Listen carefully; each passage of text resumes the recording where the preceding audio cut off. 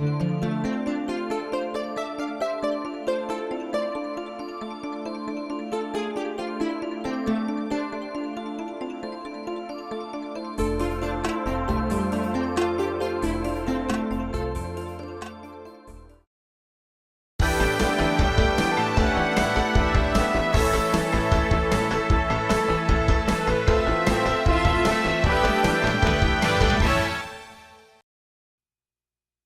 morning. Buenos dias. I'm Sarah Manzano Diaz, and I'm the director of the Women's Bureau at the United States Department of Labor.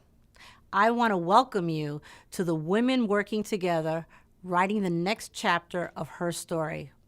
It is important for the Women's Bureau to bring this historic panel of women around the table to share their challenges, their accomplishments, contributions, and life lessons.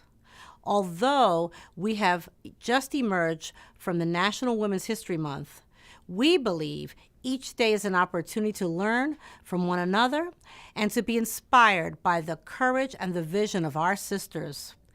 History is his story, not ours. Today, this is about her story and our strength. I want to sincerely thank Paulette Novell Lewis, my Southeast Regional Administrator, and her staff for their diligence in putting this great program together. I would also like to acknowledge Ms. Barbara Lewis and the University of South Florida for their contributions. Additionally, I'd like to thank the Women in Leadership and Philanthropy, the Institute of Public Policy and Leadership, and the Florida Commission on the Status of Women for all that you have done to help pull this outstanding program together. I also want to thank our moderator and our stellar panel for taking the time to share their stories with us today. I want to share with you that the Women's Bureau is 90 years old. Not me, the Women's Bureau. The Women's Bureau is an agency created by Congress in 1920, 2 months before women had the right to vote.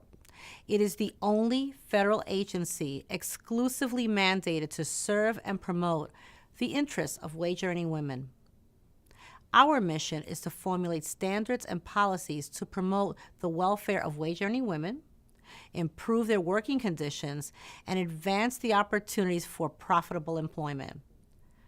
Our president, President Obama, has called for us to win the future by out-educating, out-innovating the rest of the world by tapping into our creativity and imagination.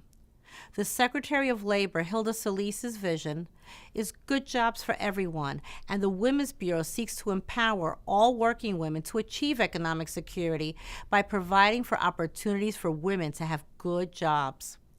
The Bureau's strategy for achieving this vision includes focusing on 4 priority areas, including narrowing the pay gap, promoting higher paying jobs for women, especially in the green, science, technology, engineering, and mathematical occupations. In addition, promoting workplace flexibility and improving the services of women veterans experiencing homelessness. Women Working Together, writing the next chapter of her story, is an intergenerational and interracial dialogue in which women share their knowledge and experiences gained through their life's journey. We hope that through this dialogue, we pay homage to these legacy women and thank them for their leadership, as well as highlighting the accomplishments of our young leaders. As a Puerto Rican girl raised in the public housing projects in Harlem, I dared to have a dream of becoming an attorney. Through the love and support of my family and the mentors along the way, I was able to overcome obstacles that would allow me to achieve my dream. The goal for today is for you to share your inspirational journeys, to honor our legacy women, to continue to promote opportunities for mentorship, to encourage more intergenerational dialogue, and through this conversation, continue building the pipeline for women into higher paying jobs and increase economic security. I am certain that during the discussion today, each of you will be reminded of your mother and grandmother who in some cases overcame great odds in education, in training, and to encourage all of you to be your best. Today, we recognize that we are linked together, one generation after the other. As a result, you will be reassured that we all have the capacity to be strong, to be resilient, talented, visionary, nurturing, accomplished, and courageous women. As civil rights leader Dorothy Height once said, greatness is not measured by what a woman accomplishes, but it's by the opposition she has had to overcome to reach her goals. We wish we could be there with you. I want to thank you so much, and I encourage you to have a wonderful and fruitful morning. Thank you so much. It is really an honor for me to work with this very distinguished panel. In preparing, I found myself struck by the fact that we have not only several generations represented here, but so many different interests and such an array of accomplishments. And I can't wait for them to be able to share their stories with you. I'm going to start with an obvious question, which has to do with the challenges that women have faced. And each generation faces different challenges. I think some challenges never change. And I'm going to start with Dr. Eugenie Clark, who is actually one of the premier women of her generation and outstanding women of the 20th century. She is a renowned scientist, commonly known as the Shark Lady, the founder of Mote Marine, and a woman of such extraordinary gifts, and who has brought such gifts to women in science. That I'd like for you to start, if you would, Dr. Clark, and talk about how you got started and the types of challenges that you faced. Thank you. I'm very happy to be here with all of you. And I sometimes feel I don't really fit in the group because, to begin with, I never thought it was a challenge. It was just my desire to do the things that William Beebe did, who was my hero. And it didn't occur to me that I couldn't do these things because I was a woman. I don't know whether it's because I had a very strong grandmother and mother.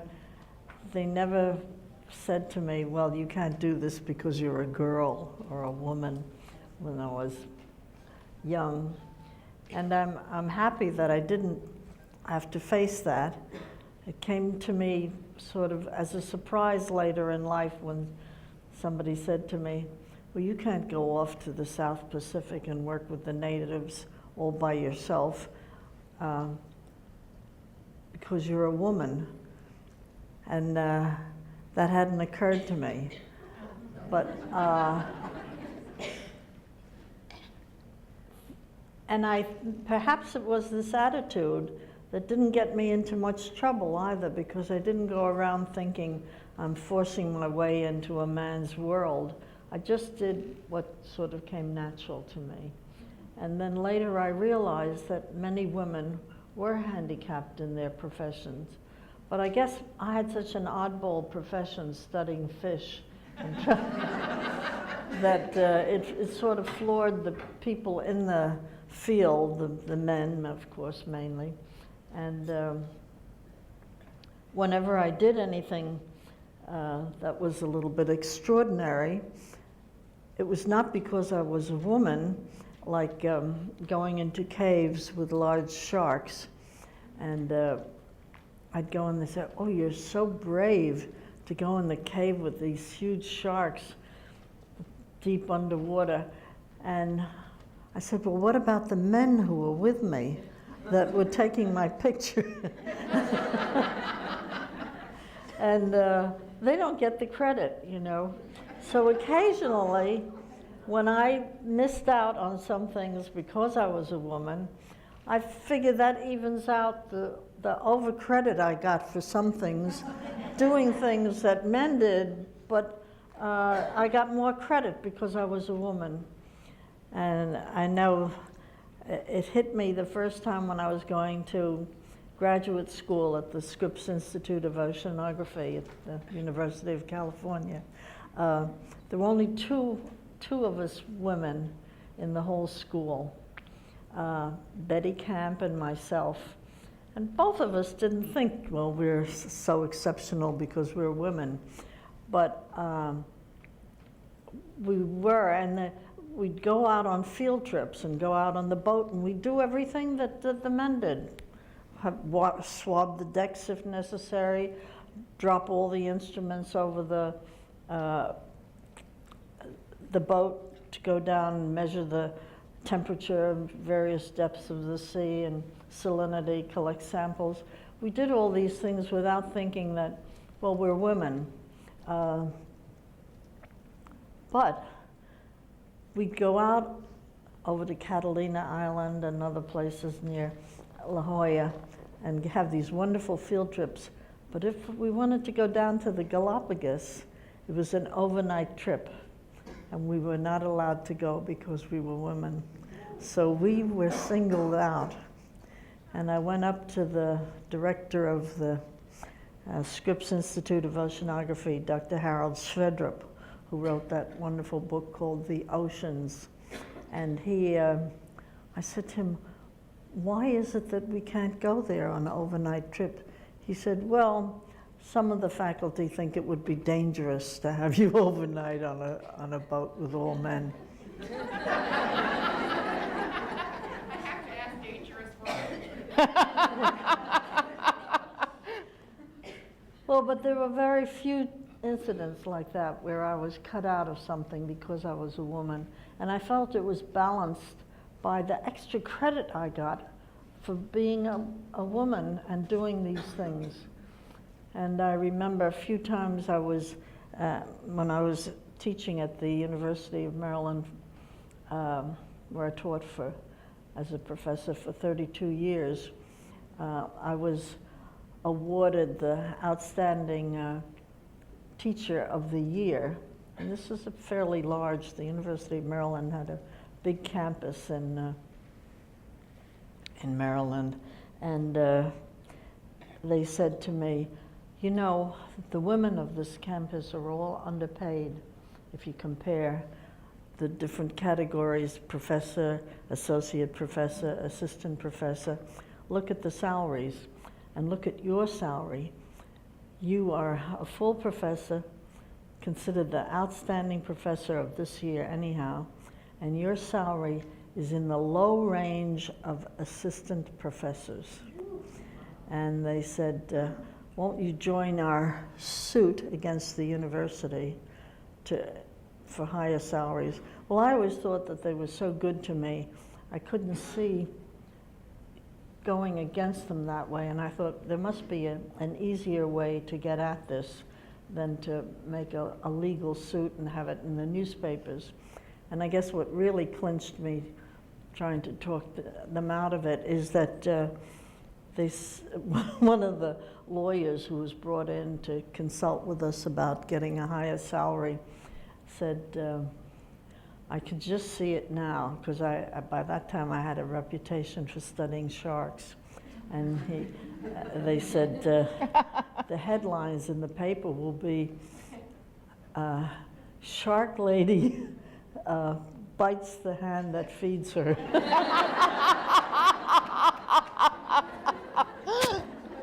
And I said, there must be another way. So I wrote letters, and I finally got the attention of one of the deans, and my salary was doubled in the next, and so was everybody else. So I think we have to stand up for our rights. I didn't need the money at the time, so I didn't. I mean, you can always use money, extra money. Yeah. But I was living all right, and I had so many interesting things to do. I just had an offer from NASA to be the first woman scientist in outer space, and I had so many interesting things on my plate. I didn't think about trying to get a higher salary. I had mentioned it to the head of our department, but he said he would look into it, but he didn't. Yeah, interesting. So eventually, they did even it out. They didn't. I don't even think today the women professors at the University of Maryland are getting the equivalent of a male professor doing the same thing, but it is very close, and it would be difficult to try to prove that point. But I think they're, being women, there are gentler ways to do things than to go right after a legal suit. But sometimes you have to do that. And I'm for it if there isn't a softer way to do it. But as women, I still feel that we should not boldly go out and claim things just because we're not the equivalent of men.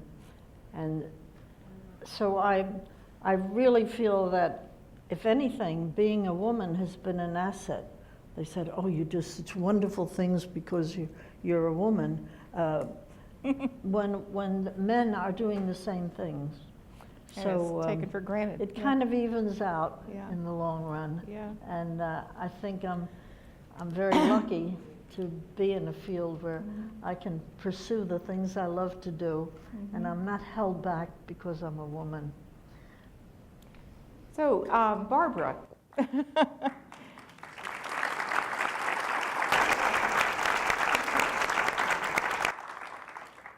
Judy, and Yeah. thank you so much for being here. My story is one that is really multifaceted. Being a woman, yes, but it starts with being black, and it also involves being my size. I've always been this size, and being a woman. So it's a three string chord. It's very strong. And yet, with the guidance of my mother and grandmother raised me, and it was a case that my grandmother said, I finished 6th grade, and my mother finished high school, and she said, you'll have to get your master's. And I got that from the time that I can remember at 4 or 5 years old. That was the word, you must go to college. Education is the choice. It just so happens, however, I was also born a 4th grade teacher. I loved teaching, even as a child. I had other children who in the neighborhood who would come, and I'd help them with their homework. And I would braid, you don't know about braiding grass, but I'd braid the hair of grass in the yard and put bows on it, because that was what I wanted to pursue. Because of my size, of course, I was able to start school at 4 years old rather than 6, because I looked like a 6-year-old. And the only real difference was that I had to take a nap during the day. So they did accomplish that. I took the nap, and I was able to graduate from high school at 15. Well, I went to Bethune-Cookman College, and I had to go there because Mary McLeod Bethune came to my high school when I was in 10th grade, and I saw her. And when you see someone who is as dynamic, or who was as dynamic as Mrs. Bethune, you have to go to her college. Plus, it was very close to my home, and so young, my mother didn't feel comfortable sending me to Florida A&M, and those were the only 2 schools that in the state of Florida I could attend. So it was very good to go to Daytona and be a part of all of the sit-ins and great fun activities. And I'm saying fun now, 60, 70 years later, but it was not fun at the time. And as I graduated from college, I was 19, and the state of Florida wouldn't issue a certificate for teaching at 19 without special permission. So I came to Manatee County because a friend of mine was teaching here, and it was very interesting to note that when I went to apply, and I don't think it was because I was a woman, but it was very interesting to know when I interviewed. I graduated cum laude and the whole bit, and was ready, eager to get in that classroom. And I was told that, well, you know, Barbara, not Miss Andrews, but Barbara, if you don't get a job, you can always go to Tropicana because they're hiring. And I'm thinking, duh, I did not do all of this to go there. But anyway, it worked quite well. My mother was not pleased with me finishing college at 19 and not going on for my master's. She felt that you should continue. And although it was a major sacrifice for her, it was an interesting activity because when I was in 10th, 11th grade, we found that we were going to be integrated. And I thought, oh, the next day I was going to get up and I'd be going to school with white children, and white children would be going to Crooms Academy. And it was so interesting for me to start teaching at Memorial Elementary, and it was still an all-black setting, but a part of the integration movement in Manatee County, which was fun. And I'm saying fun now as I look back, but it wasn't fun at the time. When the governor closes your schools and stands in your schoolhouse and say, no, you will not have the integrated activity, it wasn't fun at the time. But it did happen, and that was yesterday. One of the things that I basically live on, and one of the principles that I have found is to look at the past, learn from the past, but don't live in the past. And as a result of it, I feel very comfortable with my relationship with the Lord and the friends that I've gained, both black and white. Because although I might look different, and I do, my size, my color, but the bottom line is, after you get to know me and I get to know you, and you feel my heart, it's quite different. And I think that that is what we as women need to make sure other women see and other people see, is that we have a heart. And it's that heart and our relationships that makes a difference. No reflection, but I'm not so sure men have the capacity to have the kinds of relationships with each other as well as with women that we as women have. Because we have a different heart. God gave us a different heart. No reflection, sir. But, but God gave us a different heart. And it's that heart that makes the difference with us. Challenges as a woman, I've had them throughout. But it's very difficult to distinguish whether it was because I was black, because I was my size, not a model size, but my size, or because I was a woman. But I've enjoyed the journey. Yeah.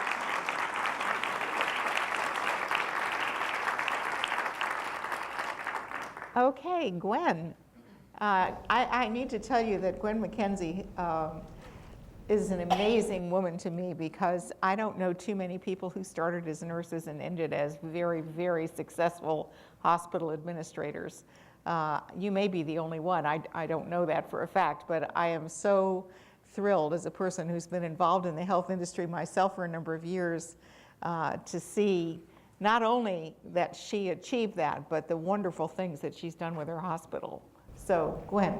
Well, thank you very much. It's humbling to be with women around me with such fabulous stories. I'm not sure mine will meet the mark, but you know, you mentioned as a nurse, and I always will be a nurse, and people say, you know, when you were a nurse, and I say, but I'm always a nurse, because, you know, that's really my essence. Like teaching was yours, and swimming with sharks was yours. Mine was knowing that I always wanted to be a nurse. My mom actually probably started me in that direction very gently, although she never would say anything that was really pushing in any way. But my mom and dad both grew up in Canada on farms, and my mom always aspired to be a nurse.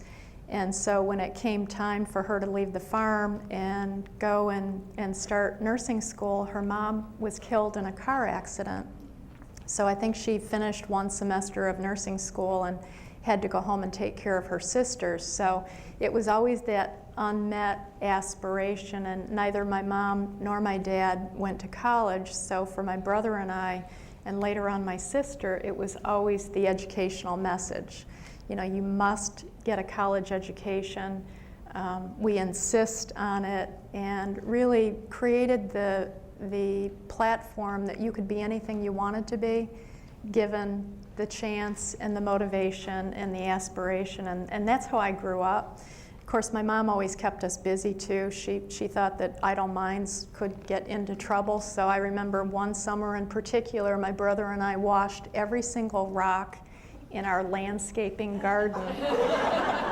And while all my friends were going to the beach and doing things that you do at that age, and there we are washing rocks, and I thought, there has to be a higher purpose to this. But the next summer I actually started as a candy striper, and I think that was the higher purpose because that was the beginning of my healthcare career, although I didn't know it at the time. But when I finished that summer, I knew that I really wanted to be a nurse. And I was at the top of my class in high school, so of course the guidance counselors really tried to say, are you sure you don't want to be a physician? You're so smart. Are you really sure that's not the direction you want to go?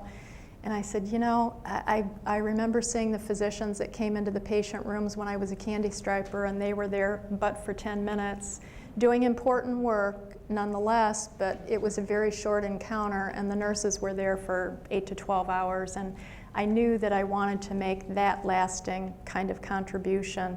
And so it was really nursing school that I was headed toward. And interestingly, I picked oncology early on, and I'm not exactly sure why. I was at the University of Michigan, and I graduated nursing school, and I was taking care of patients. And I remember thinking, because we were doing a lot of delivering narcotics to our patients and really trying to keep them free of pain.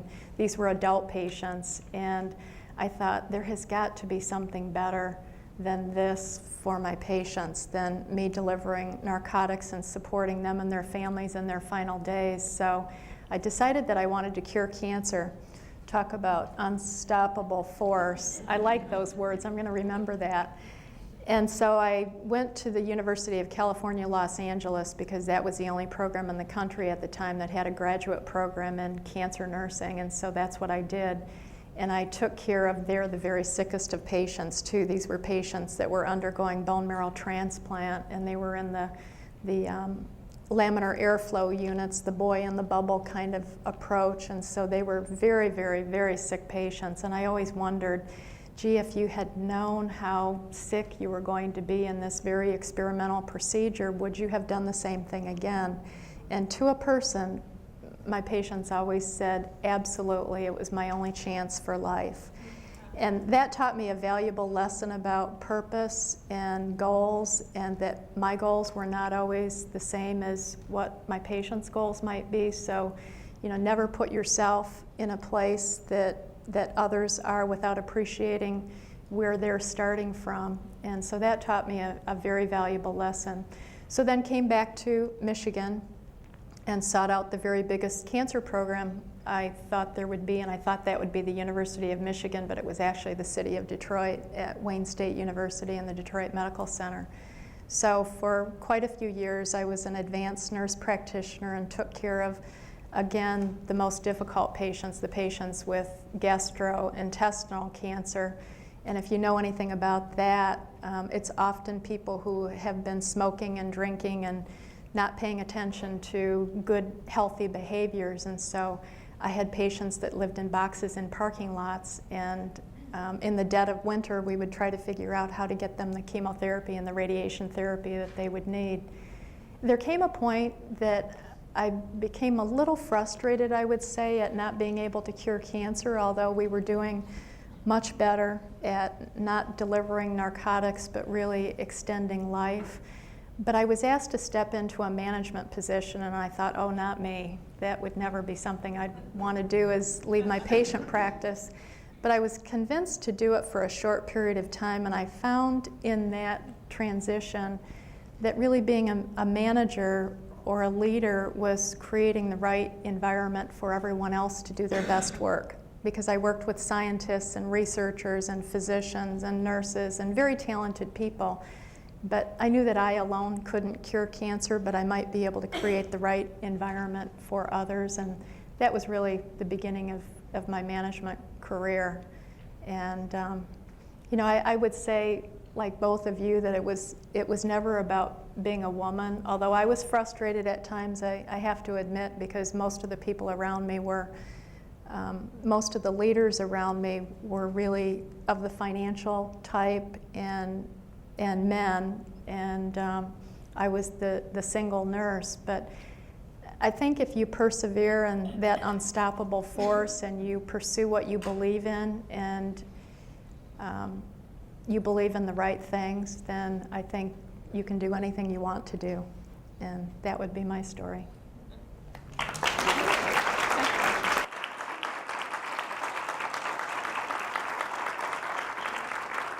Well, we're still on the subject of challenges, and I'd like to ask Amanda Vore. I don't know if any of you have seen her skate, but she's a beautiful pair skater. So she has to be a woman to do her role. But Amanda, tell us a little bit about starting at age 6. That in itself is a challenge. But tell us a little bit about challenges that you looked at. Definitely. Good morning, everyone. I want to thank you and everyone here to have the opportunity to talk to you. Feel a little intimidated by the panel that I'm sitting on. I feel as though I'm still learning from them, definitely. And wasn't really sure what to expect this morning when I came here. I'd like to start that for challenges, I still think that I'm in the midst of all my challenges and probably have more challenges as I get older. However, I think a pinnacle point for me was definitely when I was 16. I had been skating since I was 6.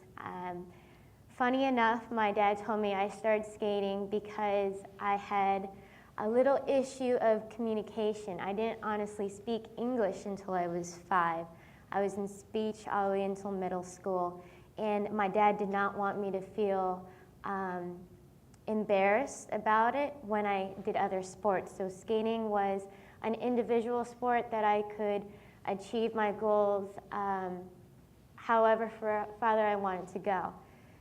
And I would say that I loved it. I still love to do it, and it was something that I decided to be competitive at.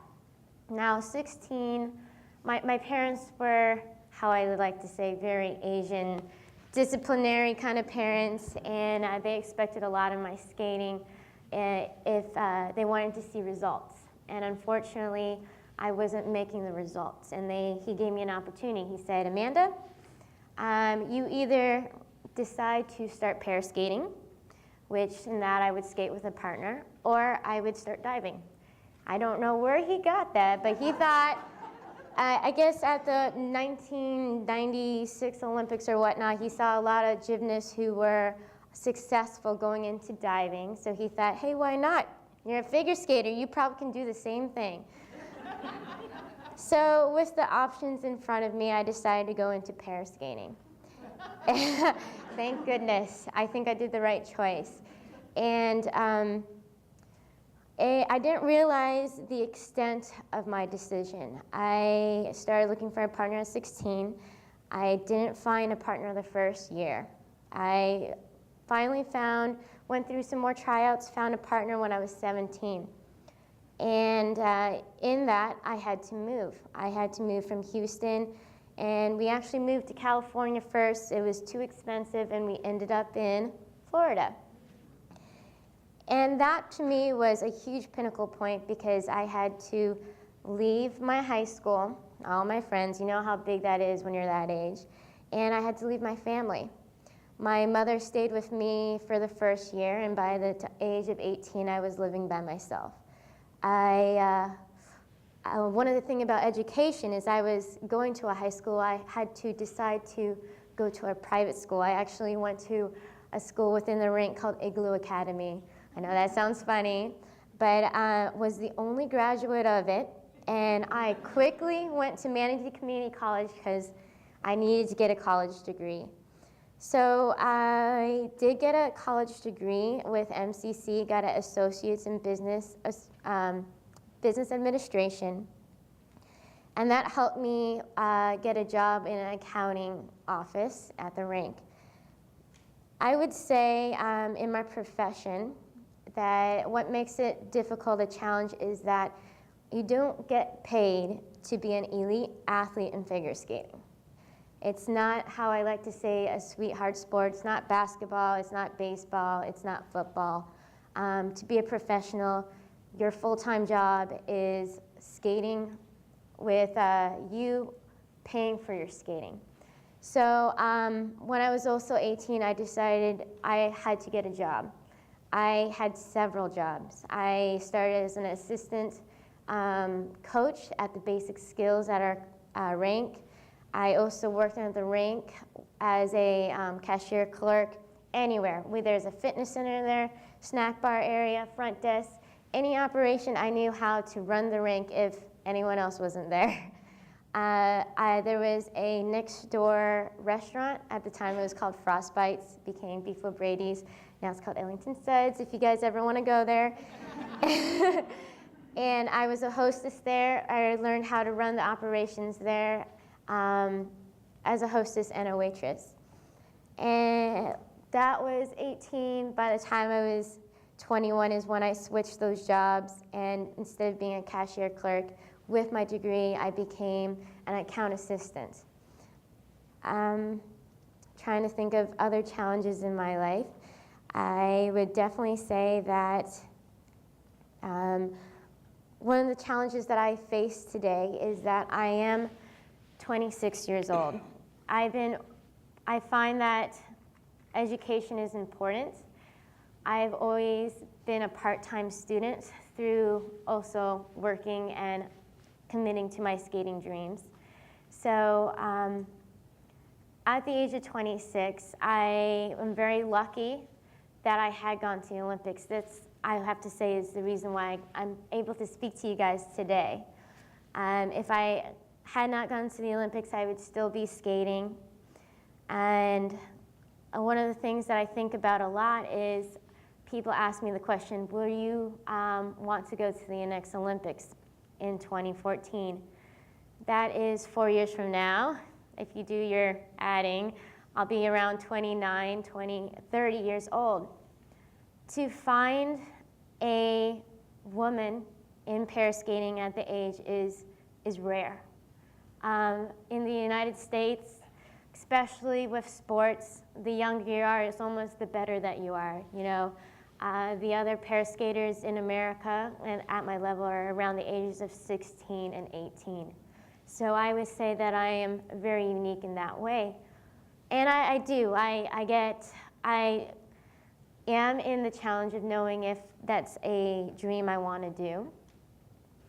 I get very mixed decisions about that from even my parents. I get one of the things with my father is my father has asked me to quit already 3 times in my skating career. When I was 18, that's why I had to fund my own skating. When I didn't make the 2006 Olympics, he had asked me maybe it was time for me to hang my skates and go in a different route. And it also, again, last year, I did get to make the Olympics. It made sense to many people for me to have retired in 2010. However, I am still here skating. If no one has heard, the World Championships was supposed to be in Tokyo, Japan, but unfortunately with the tsunami and the earthquake, it has been postponed. So in 2 weeks, I will be going to my second competition of the World Championships, and will be representing the United States that way.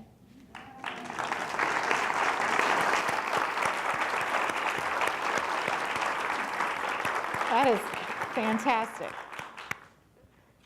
It's kind of, it's horrifying, isn't it, to realize that you have to be a teenager to succeed at a sport.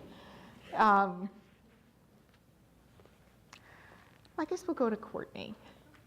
So Courtney, challenges, opportunities, things that at your very accomplished young age, I noticed one thing that I had to say about Courtney, that she pursued internships and research assistantships and so on as she was pursuing her education, which is probably one thing that benefits people tremendously. I think a lot of young people don't take advantage of that. No, you're probably Yeah. right. Well, I grew up here in Sarasota, and I'm a product of the public schools here. I went to the University of Florida, and in kind of preparing for this today, I came across something, and it talked about how nobody gets to where they are by themselves. So I have to say family has been a big part of my accomplishments. It was with the encouragement of my mother that I happened to take a gerontology course at UF. And it was through that that a professor happened to recognize my work and really kind of singled me out of that course to say, oh, I think you have some pretty major potential here. And that was really the first time that anyone, other than a family member, had sort of recognized me and my interests and my abilities. So I joined his research team, and even after graduation I stayed on full-time to manage the daily operations of the lab. And then it was with his encouragement and obviously the encouragement of my parents that after graduation that I not just pursue a career but go on and get my master's. So I applied to 5 different schools, and one of the schools I was a little iffy on whether I'd get in because, although I had decent grades and okay test scores, I wasn't sure if I would meet their requirements. But I think it was because of my research background and working at that lab, and he and I wrote a paper together, that's really what helped boost me in terms of the grad school. So I got into University of Southern California, the master's program there for gerontology.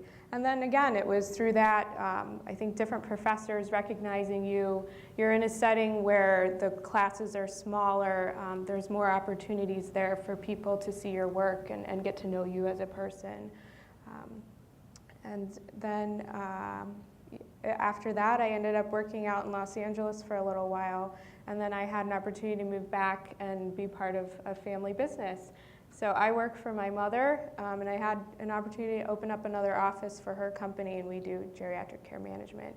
And I think the biggest challenge for me right now is more so my age. I think initially when I first started working, I think a lot of clients, when I would go in to meet with families or potential clients, would look at me and, how could I possibly know anything about aging? But I think once they started talking to me and really understood that I had work experience and I had this educational background, that they understood that I did know a little something about aging and the choices that people have. That's been a big part of different areas in terms of work and even outside of work that has produced some challenges. And then because of that, I don't have the same experience as some other people on this panel.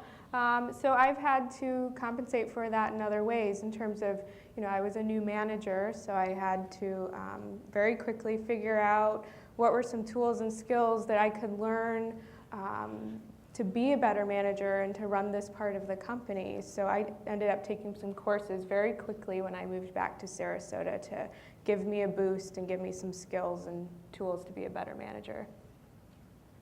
That's wonderful.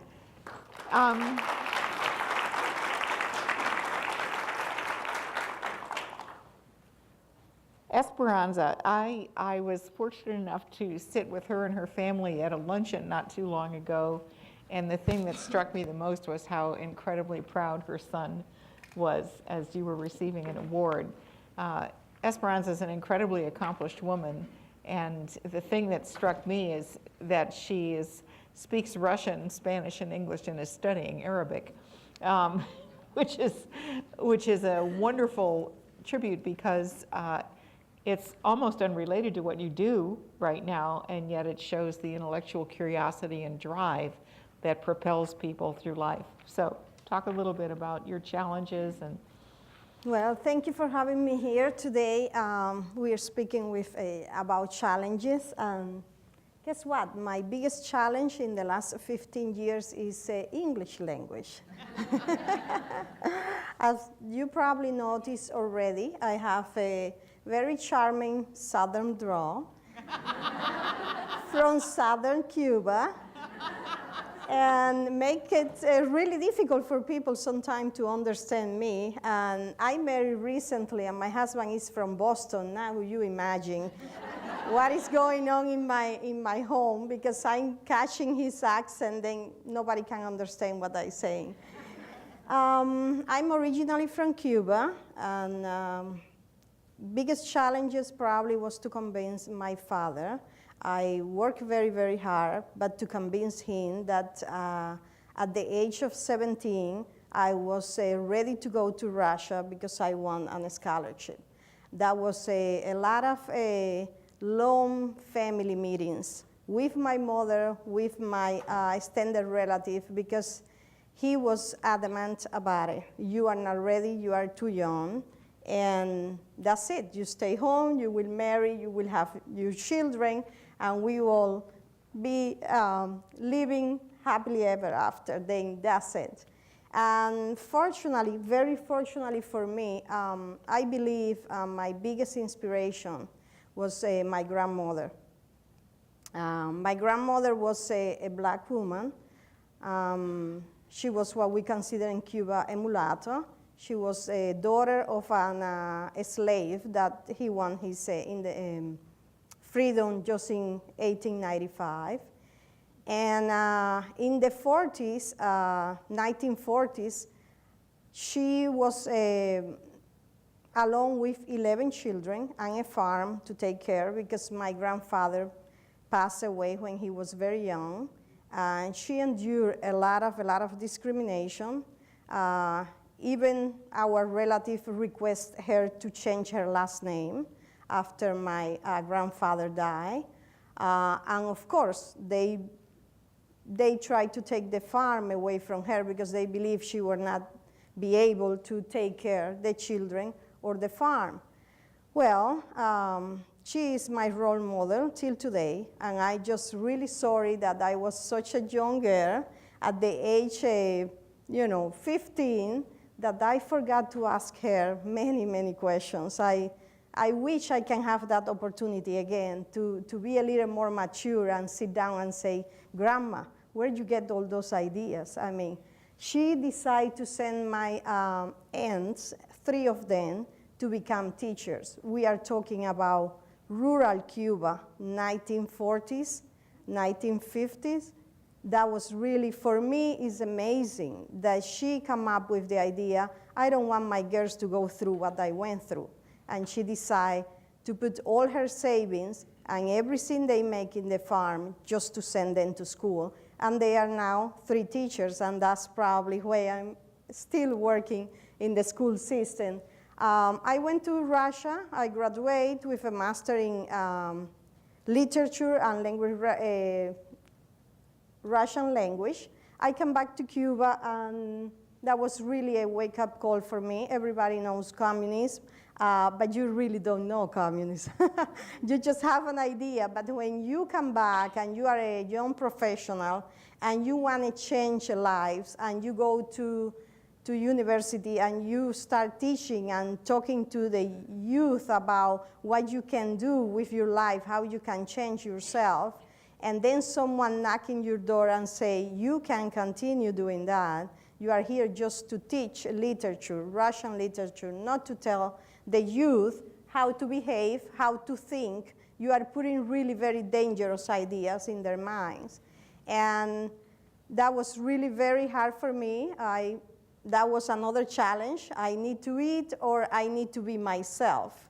Then I went through that probably 3.5 years, and finally, the government decided they don't want to have Russian language or literature in the universities no more, because the whole world was changing thanks to Reagan and Gorbachev. And after that, then I have to change my career, another challenge. I mean, I just graduated. 4 years later, they come to me and they say, you gotta go back to school. And I say, well, I wanna be a reporter. I wanna be a journalist, because I wanted to investigate, and I want to be able to tell people this is not the war is very different. There are many opportunities, many things you can do with your life other than, to be under a communist regime. And I chose to go back to university. I have a degree now in journalism, and that was my life in Cuba. I was not happy, but it was a big challenge because I try very hard to express my ideas and my opinions, even though they try to control a lot. But you learn how to speak up, how to say things, when you write. And there goes love. I fell in love with an American journalist, and we lived in Cuba for a while, but it was really very hard for us to survive there because he was an American journalist. He was followed everywhere he went because they always, they believe he was taking notes and writing back to the United States everything he was seeing in Cuba. And then we decided to relocate to the United States. And I thank God every day for that big decision. It was very hard for me, very hard for my family again, because I need to leave everybody behind. I have to leave behind my career, my friends, my family. Every single person that I love was, right in Cuba.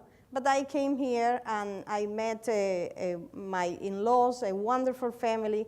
We have really a lot of challenges here.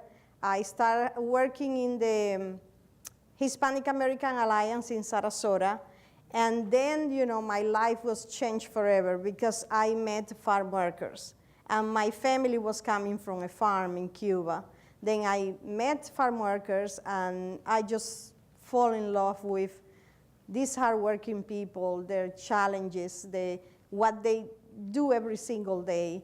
And that's it. Till today, I dedicated all my time and my spare time, every opportunity that I have, just to help them, to advocate for them, and to change their life. Because you see, I'm just a daughter of a farm worker too, and I accomplished a lot of things. And I went to school. I have my master's degree now in educational leadership, and I know they can do the same. And that's my focus right now. And thank you for having me here.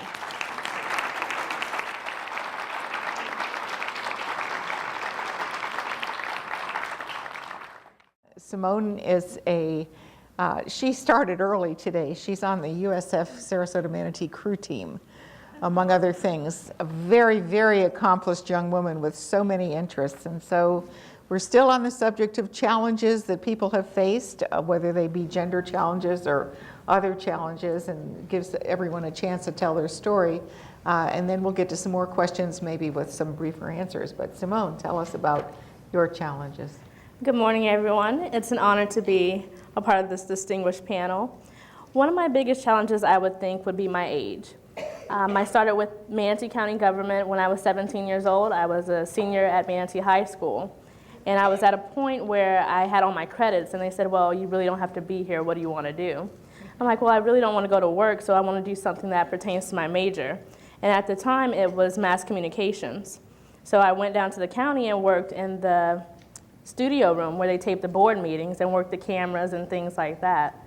However, over time, as I went through MCC as it was then, but now State College of Florida, over time, my major changed to general business administration.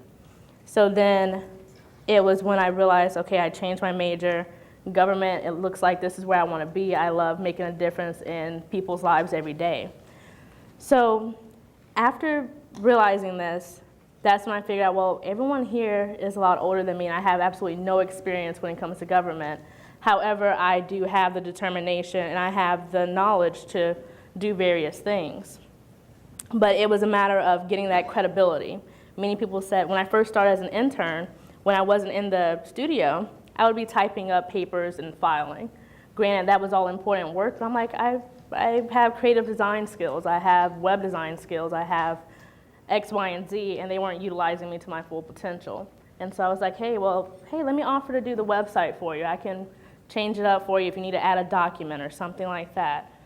So I offered my services in that area. And over time, that just picked up. My work continued. And I've always tell people I've been with the county unofficially for 3 years as an intern. But about 9 months ago, I was hired as an admin assistant. So I was really excited for that. And the benefits. But that's a different story. But over time, it just exploded over this last year. Now I'm working with the Public Relations Division in the County Administrator's Office, as well as being an admin assistant.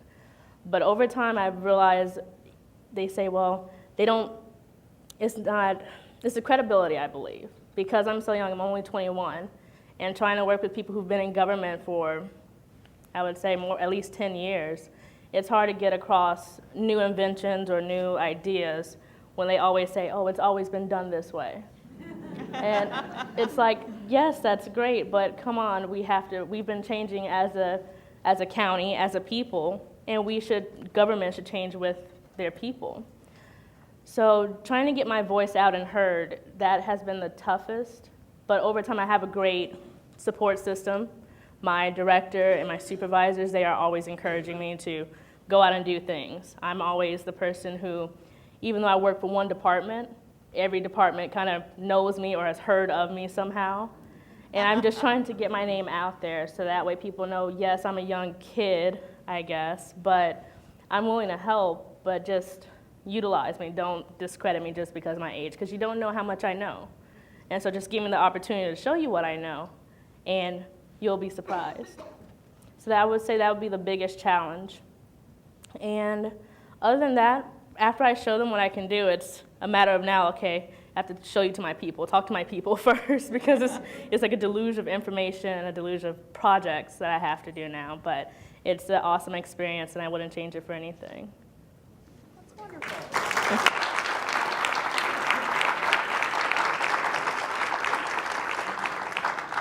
So before I ask any other questions, since this is really a conversation as well, having heard each other's stories, is there anything that any one of you would like to ask any other of you? Anything that's, well, it's not critical, but I thought.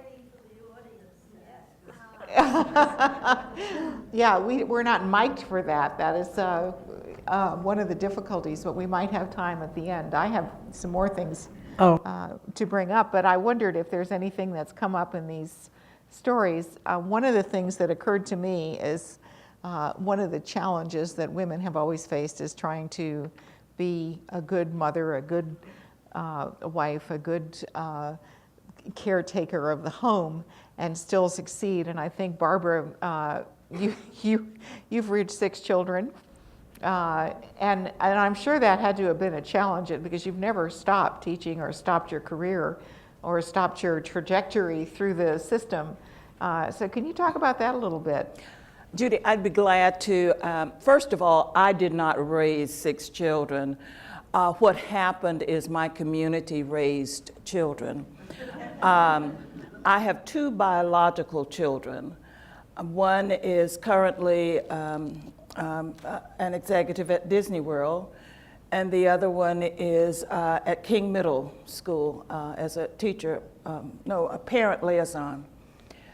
Those 2 children, I was married during the time, but I divorced my husband, and that was the thing for me to do at that time, and I do not regret it. Just wanted to let you know that. Yeah, it's all right. So I did raise those children, but I had a community force that really helped me. I didn't have to worry about those children as they were at home or at school. I mean, if Tina got to school late, someone called me to tell me, did you know? And I never had that problem. God has been a real strong force in my life, in fact, the force. So I raised my children making sure that they knew that He came first. Now, my other children came to me. There were 2 children in the community who basically they were older, and people came to my church and said, well, Mrs. Harvey, you work with the school system, you're a principal, why aren't these children in school? I found that I had taught the mother, and she trusted me. I had built a relationship with her, and she told me, I don't have the money for the shots that they're gonna need. So one was 7 and one was 8 and had never been in a school. Oh my goodness. But lived in my community. So we started with getting the shots and getting them into school. So I was buying the clothes and my mother-in-law and the whole bit. But it happened that I would leave, the mother was selling the clothes as we would buy them. So it ended up they'd have to dress at my house and go to school and the whole bit. Well, the last day of school, one of the girls said, this was Melissa, I talked to her last night, she said, I'm not going back. And she never went back home, and I thought, you know, she'd stay for a day or two and her mother would come get her. Mother never. Well, and so she went on, she's finished high school, had some college, and is still deciding, but doing well, very well on her own. When school started, that was the end of 1 year. Well, when school started, the mother sent the other child to me and said, can you take her too? Well, my thing was, I mean, here I am. I was principal of Miller at the time, and I was doing a lot. So my mother-in-law wanted this child. They had just created a bond. And when my mother-in-law was too ill to take her, I ended up with her. My ex-husband's sister died, and her daughter said, you know, I really want to stay with you, Auntie. And it worked out perfectly well that she did. Now, my last child I still have. She is 24. Some of you might know her. She's my shadow. In fact, she wanted to be here today. Her mother died, and I was her 4-H leader, and she lived next door to the center. And her mother came to the bus. We were going on a trip, and she said, take care of my baby. And that was like a year prior to her death. The day her mother died, this child called me and said, Mrs. Harvey, can I stay with you? And I'm thinking it was for a night or two until, you know, after the funeral and the whole bit. Well, she's still there. That was about 5 years ago, and we just enjoyed. The two of us are at home. She has graduated from State College. She has her AA. She is still taking courses. She wants to be a nurse. Well, she wanted to be a doctor, but now she's decided she definitely is going to be a nurse, and she is doing quite well, taking courses now. So the Lord allows you to make a difference. And he has that purpose for you. And my purpose for these 6 children was to show them that there is a different life. Those 2 girls that I told you about, their mother is in prison, their brothers, they're the only 2 in that family who've been able to make it. And now my insistence with them is make sure you go see your mother. Go take her, do something for her. God has blessed you. Now you bless someone else. And that's the lifestyle. So yes, raising 6 children, you can't do it alone. You have to do it with the Lord. And you need neighbors. You need friends. You need, I was a part of Jack and Jill and a lot of organizations, and they all helped to raise my children. But first of all, it was the Lord. Thank you.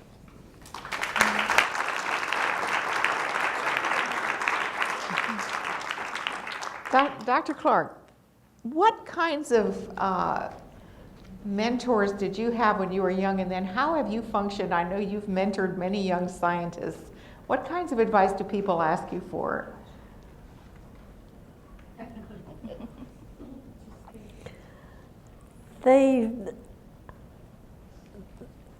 Today, especially the young women, but I have a lot of young men who come to me also and ask how they can get into this field and what I did. But they all, like me, have a drive. You don't go and say, how should I do this? You just do it. You go, I think that's the way you get into it. And I guess I don't have any set advice for anyone. I think everyone has their own individual uniqueness. Everyone on this panel is so unique. I just can't believe that I'm part of such a fantastic panel. It's a wonderful group that you have here today. They often call me the shark lady and so forth, but my life's work has been fish, and I study all kinds of fish. What got you interested in fish? As a child, I went to an aquarium. Oh. Sometimes I think we shouldn't really have fish in an aquarium, but if it weren't for the aquarium and my exposure to seeing fish in an aquarium, I don't think I would have been so inspired the rest of my life to study them. I just thought that they were the most wonderful things to look at, and it was an escape from, my mother was working as she ran a cigar and magazine stand in a downtown athletic club, and right nearby was this aquarium. And so I'd go there on Saturdays with her and sit in the back, you know, and try to do homework or something. And then when it was her half-day work on Saturday, then she'd take me to the aquarium. And I got so that I knew all the people in the aquarium, not just the staff, but I guess the bums that used to come in on rainy days. When it rained, the old New York Aquarium at Battery Park was free. You didn't have to pay anything to go in there. And the derelicts, those without homes, and used to hang around in Battery Park. And on rainy days, they went in the aquarium to warm up and get out of the rain. And pretty soon, on Saturdays, when Saturday afternoons when I'd go there and be so enthralled, a lot of them would come around and wonder what this little 9-year-old girl was doing, looking at the fish. They saw me every rainy day and Saturday, and they started to had a little group of almost students, and the biggest honor was when they came in and the sun was shining. They still came in to tour the aquarium with me and say, Jeannie, what is this fish doing? And when is this one going to have babies? And the penguin tank. And I just had such a great time with this group of derelicts, really. They had nothing to do. Yes. But they started to, just a little stimulation, you know, the tanks were there, but no one was explaining what the fish were doing. Yes. And I think one of the most fascinating fish I ever studied, late in life, in my 80s, I started the study of the convict fish. And this friend of mine who was a curator of fishes at the Smithsonian Institution, he said, you know, we've never found an adult fish in the wild. There are thousands and tens of thousands of babies, young fish, all over the reefs, and they come in a great swarm of fish, but there are no adults. And we can collect the babies, raise them to adults, and they come to beautiful little striped adults like this. But where are the adults out in nature? So I had this team of divers that I regularly dive with, and I decided that we have to find out where the adults are and collect an adult to take it back to Dr. Springer. So we just followed this mass of babies that were going around the reef. And at night, when most divers then go back to their tents or whatever, we stayed in the water. We often made night dives, but that changeover from day to night, we followed these thousands of babies that were all over the reef, and we found that they went into one little opening and disappeared. thousands went in. And then the next morning they came out. And then we watched that opening, and every once in a while a head would come out. And those babies were going home every night and feeding the adults. And it's one of the few cases in nature where babies feed adults. You know, birds, they're often, Wow. the parents come home and feed the babies. Of course, there's an exception. My #1 son, who's over here in the corner, we were at a cocktail party and I was telling somebody how unusual it is for babies to feed adults. In fact, it's unknown in any animal except this convict fish that we study. And so he came up and he says, "Mom, you want a cocktail cracker?" And he gave me a little cracker and said, "Put it in my mouth." Just to make a point. Well, I forgot what I started off to say. What am I talking about? If I get onto the subject of fishes, Yeah. which is my real love in life. What is the most important thing you've learned from fish?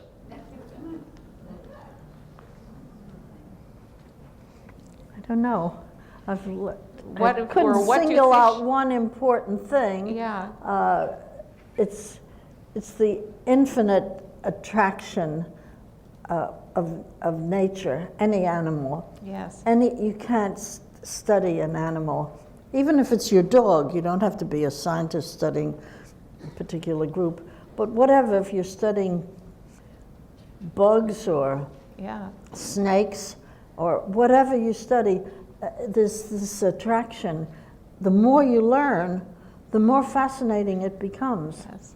And I don't think fish happened to grab me at that very impressionable age of 9 years old when I went to the aquarium. So the most important thing that I think is that you have to expose young people to all kinds of things and find out what grabs them, grips them, because it can be the driving force for the rest of their life. Yes. Yeah, Barbara? Yeah. This is so true, and I'd like to say at this point to Dr. Clark, I never thought that I would sit next to you. I saw you in Tallahassee, and when you got the award for the Women's Hall of Fame, the Governor's Award, and she was so elegant. And I don't know, this was last year, I believe, and she got that award, and she spoke, and I was way in the back, and I thought, oh, what a passionate woman, and how good she is, and to sit next to you now is such an honor. It really is such an honor. Yeah, Barbara, I'm way down here and I'm feeling it. Yeah. You have a time constraint, I understand. But ask her in short 2 questions. She was asked to go in space. Yes. And the marine, submarine experience she had on her birthday. Yes, okay. Mona has suggested that we ask you about being asked to go into Well, space. I didn't go into outer space. Yes. I wondered, I was 50 years old when they asked me this. And first of all, I said, why somebody like me to go into outer space at my age to learn this? They said, because I've been a diver for so many years and I'm so comfortable underwater. It's like outer space. He says, well, part of the space program is you have to get the person going into outer space to be used to weightlessness. And those of us who dive a lot, and they knew that I was a scientist and a professor at the university. So I had a very interesting problem that it's a basic problem in ichthyology that people have wondered about. There are certain fish that when they're young, they swim at the surface of the water or up, and then when they metamorphose into adults, they go down to the bottom. And this change has to do with light, because it gets darker when you go down, gravity, they become positively attracted to gravity from being free swimming up in the, and this happens to many fish. Then there's another factor with light and gravity, and what are the factors that change this in it, and what has gravity got to do with this? Well, in outer space, if you could construct an aquarium that did not have a gravitational pull, you would be able to find out how important this gravity is.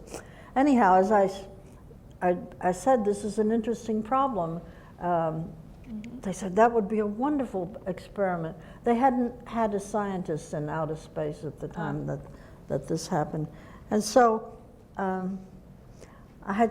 was just, you know, getting into my teeth into teaching, and I loved teaching, and I had one big lecture class of an auditorium that sat 400 people, and I had over 100 students in the, sometimes over 200, but schools were always inviting me to come and lecture at schools, and I couldn't do that because I just couldn't spread myself that thin. So I invited schools to come to this big lecture class. So it was often filled with sometimes nuns, the schools that call them parochial schools. Mm-hmm. The nuns would bring all these little students, and this was a course that you could even get graduate credit for. It was called Life in the Oceans, very popular course. It was the second most popular course at the University of Maryland. I could not reach the most popular course, which was sex education with mixed co-ed classes. And the teacher was very dynamic. I had to sit in and see what course was more popular than mine. And she showed movies. Well, I couldn't beat that. Not with the audience at that age. But I did have a lot of good movies. I was lucky that I had good audiovisual aid. So anyhow, they said, I didn't want to break this thing, because I would have had to stop all my teaching, stop everything, and go and to train for this space program. I wasn't sure I really wanted to do that. But it suddenly occurred to me that my younger daughter, I have 4 children, 2 boys and 2 girls. My younger daughter, Aya, she was taking up flying. She's now a captain in the airlines in Continental, soon to be United, and she flies all over the world. Every month she's off, and she has a wonderful position. But at that time, she was starting out, and she used to talk to me about space travel and flying and things. And she had over 2,000 hours of flight training by that time. And I said, I have a daughter who would love to be an astronaut. And there was a dead silence. This was a conference call. They were all the people not all the people, but several key people at NASA. And I heard one voice, wow, a mother-daughter team in outer space? They really went for that. Yes. Yes. And they said, yes, of course we'll consider her. They sent the application forms, and there was one crux. Aya said, why do I have to finish college when I want to be a flyer? I want to go to flying school. I want to do night flying, instrument flying, all these things.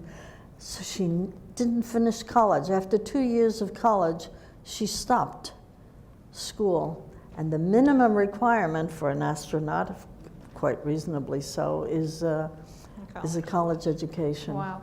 There's a hand up in the audience. Yes. And I have to repeat it because it might not be heard on the tape. And the question was, as a woman aging over time, what can she expect from her children who most children seem to think of their older parents as a book. You just set it up on the shelf and it'll be fine. Well, I think what we see a lot, especially in Sarasota, people have moved here and they've retired here and they've decided to age in place. And because they've done that, they don't have family locally then to take care of them. So there are services out there that can help you age in place if that's your choice, and there are different communities you can go to. So I think more and more, because that's just sort of the nature of our communities now, in that people don't stay connected to those nuclear families anymore. You know, their families are more spread out, and so you're seeing more and more services that are allowing you to age in your own home or age in a community where there are supporting services around you. Well, how much of the management of your life do you turn over to your children? Do you dare turn over to your children? I would say that's a pretty personal choice. What do you see? I mean, you always want to know that in terms of you have advanced directives in terms of if there comes a time where you can't make decisions for yourself, who are you going to have around you who can make those decisions? And sometimes it is a child, although we've seen families who've chosen, or older people who have chosen a friend. And obviously you also want to be careful about that person's age too. If you choose a friend who's your same age, they may experience the same health issues that you may have.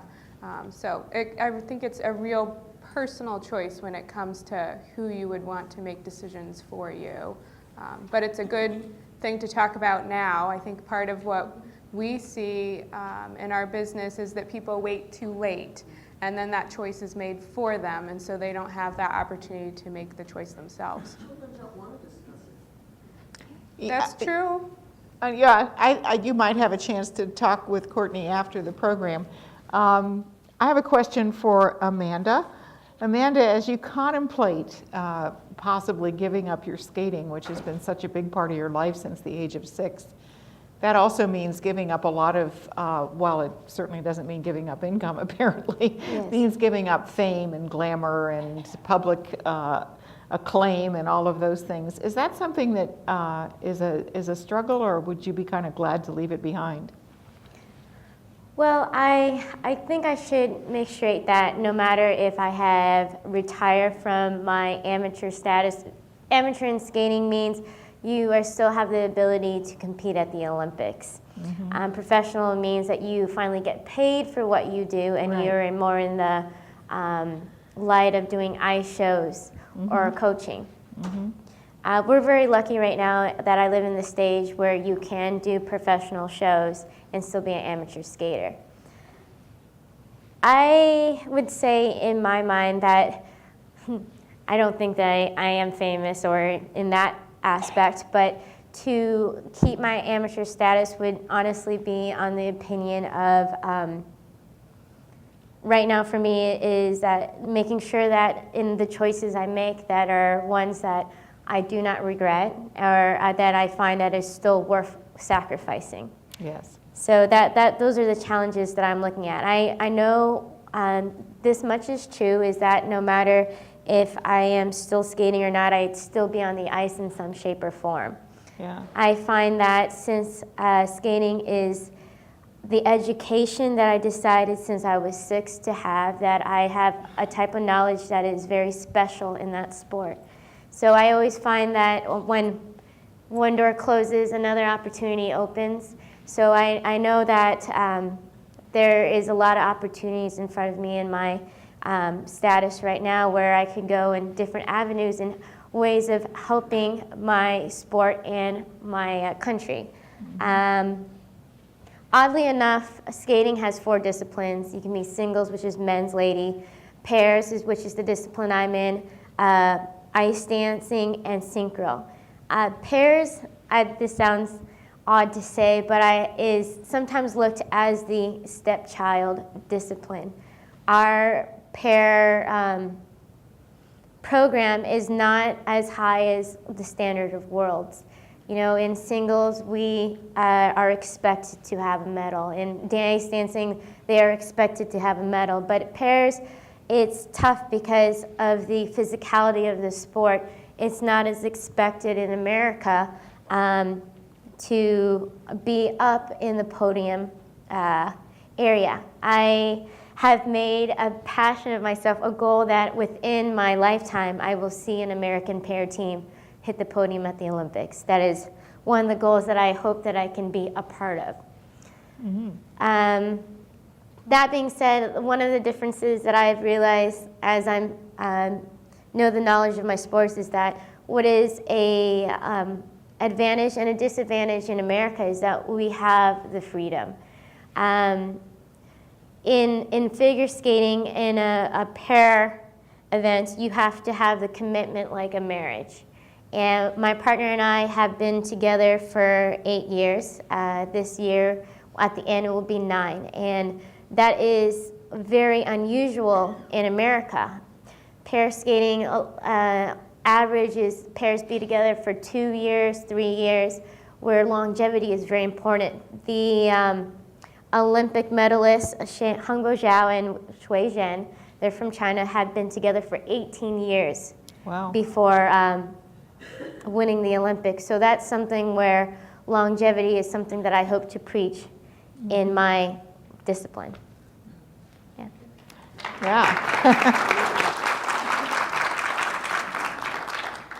Esperanza, I have a question for you. When you made the transition and left Cuba and came to this country and totally committed yourself to a different, another different career, how did that affect? It sounded like you found your heart in that work. As you were talking, I thought, well, she loved everything she did, but there was something extraordinary about finding this work with farm workers and sort of going back to your roots. Is that something that you feel you could ever do in Cuba? Well, probably not the way I'm working now with them, but it's about do what you love. And sometimes we change. As human beings, we change. And then whatever is your interest right now, maybe it's not your interest in 5 years. Or probably you will find out that you can be more useful or more successful. You can help more people.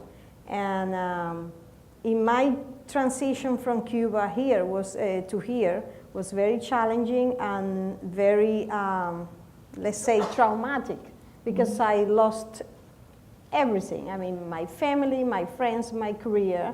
But I have wonderful people here, and I'm very, very grateful for that. Excellent people that they talk to me and they say, okay, you are a reporter. I was not able to go and apply to the Herald Tribune or to the Bradenton Herald because the English language barrier. And then I talked to Bonnie. Probably everybody knows here who she is. She's the publisher of the Islander Bystander. And she was wonderful. She met with me probably 1 year after she started her newspaper, and she said, you can do it. And I said, well, but I need to do it in Spanish. And she said, you can do it in Spanish. And that was wonderful because I found a lot of great professional people and nice people that they give me the opportunity. They understood that I was coming from another country, from a different political system. I mean, totally different. And that I need to learn everything. I need to learn how the American system works, the values, everything was totally different. And I have wonderful people that helped me through this long journey. And probably because I was trying to search, okay, who I am now, what I'm going to do, I mean, my challenges, my opportunities, my barriers. Then I found out, that the farm workers, they have so many needs. And that was wonderful, but my upbringing from home is what really helped me to be successful with them because I can listen to them, and I work in the fields for 6 years. Then I know what they're talking about. I know how it feels to be working, you know, without water or picking tomatoes. I remember I was a teenager and I look at my hands and I say, I'm never going to have a boyfriend because, you know, my hands were green. How they ever, you know, what I need to put my hands behind my back. I mean, and those kind of things, and they are not going to relate to other people if they don't feel they are like friends, or more than friends, that family, people they can trust. They need to feel that empathy there, or they will not talk to others. And that's why probably helped me. But your question is, well, maybe, who knows? Maybe I will end up in Cuba too. You never know where, you know, life will take you. And I see it that it's a beautiful opportunity for me to grow up as a person serving them.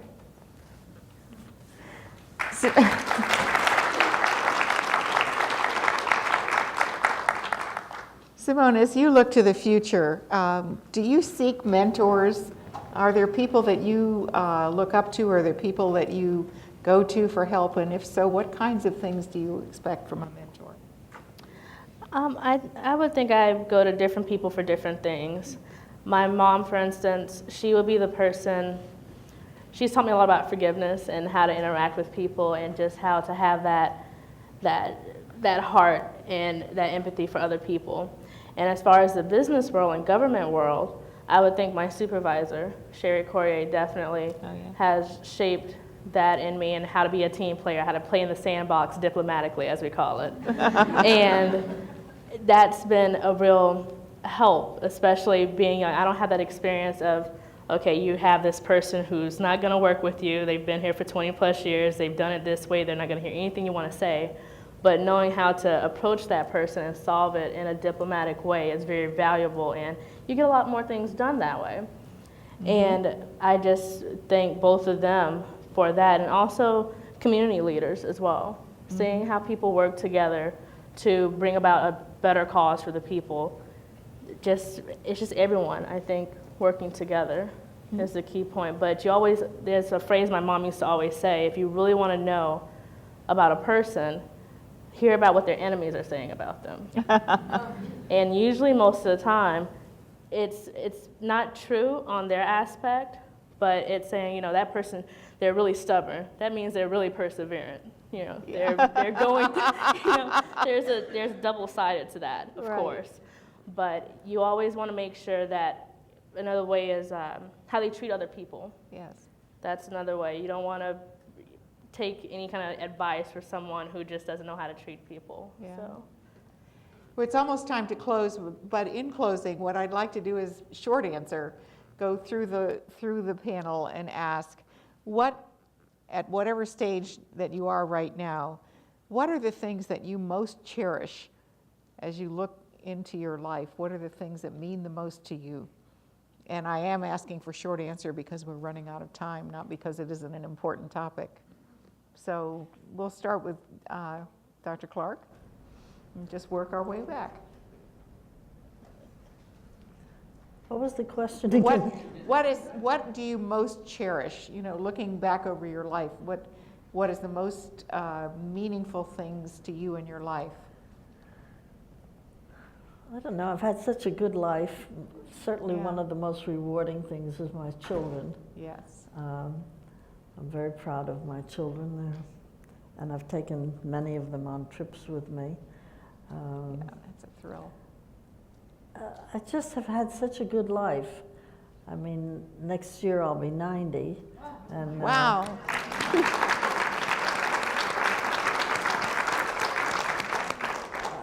I couldn't have had a better life.